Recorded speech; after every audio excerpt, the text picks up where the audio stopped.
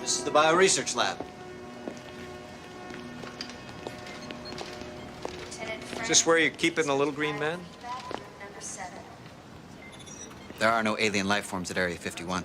In some way, then there's no conflict. You're strictly rooting for the good guy, and that doesn't make for compelling drama when if they have a reflection of the human element. And I think that you've nailed it. Every single protagonist had some reflection of human element, had some foible, and unless you build that into them, then they're just strictly bad. Then they're just a monster, and people won't follow along. They won't see if there's any chance that they may redeem themselves, because that's also part of what the joy of the show is, that these protagonists often had some quirk that was still, whether it's a charming personality, or whether they looked after their children, or whatever it was, there was always an interesting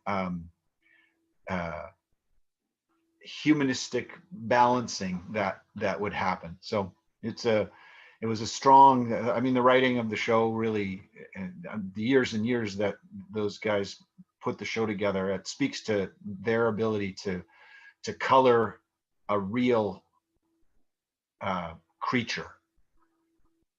I suppose that Eric, one thing that also struck me is, if you've never watched the series before and you just turned on to say season 5, and that was your first element of Stargate SG1, and let's say you watched for random, say episode 10, you could watch that as a standalone episode, having never watched any sort of episodes of Stargate in the past. And it had its own, every episode had its own sort of storyline, a beginning, a middle, and an end. So they all could stand on their own 2 feet, every individual episode. They weren't depending on the episode before it or afterwards, especially those one-off episodes. I know there were some concurring episodes that went into the next sort of episodes, but very rarely most of the episodes were sort of one-off sort of shows. And that's very important as well, that if a new audience or new viewer member comes into the show, that they can sort of watch what they're seeing before their eyes and sort of relate to it. They're not sort of scrambling or saying, if I don't see what happened in season 1, episode 1, it's going to have a real effect on me in terms of season 6, episode 7, which is not the case. Right. No, the stories were individual for sure, and every show, the SG team all stayed within. I mean, over the years they developed somewhat, but they really did sort of stay in their path. Daniel was always Daniel. Jack was always Jack. They stayed on their line. So I would imagine over time, as an actor, it becomes very comfortable to be in that. But I would think that, I don't know, I've never brought this up with Amanda or any of the other cast that I occasionally see. Did the sameness of it get tiring? And so I'd be interested to know if they really wish they could have broken out and done more, a bigger variety of things. Yeah, I suppose, Eric, before I bring you on to how you got cast in the role, is it fair to say the character Jack O'Neill became a sort of sci-fi legend? And in terms of Richard Dean Anderson, in terms of his success, the character Jack O'Neill was probably more prominent or known to people in terms of the sci-fi world than actual Richard himself. And so that's how much the character had a sort of an appeal to it. It was almost like a borning of a real classic sci-fi domino character effect, or it sort of, the Jack O'Neill character just took off really. Well, yeah, I mean, he's the James T. Kirk of Stargate, right? He, not that's not a comment on his acting, but it's certainly the character has had that prominence. Yeah. And I suppose that Eric, I'm just going to ask you now about your own background in terms of Stargate SG1.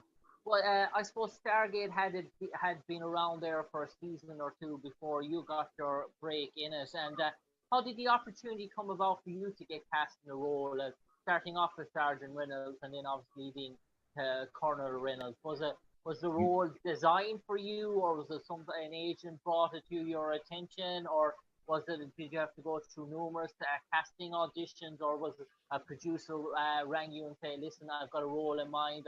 I think you could be perfectly suited for it"? No, it was definitely it was me and a dozen other guys who went out for Sergeant Reynolds initially. I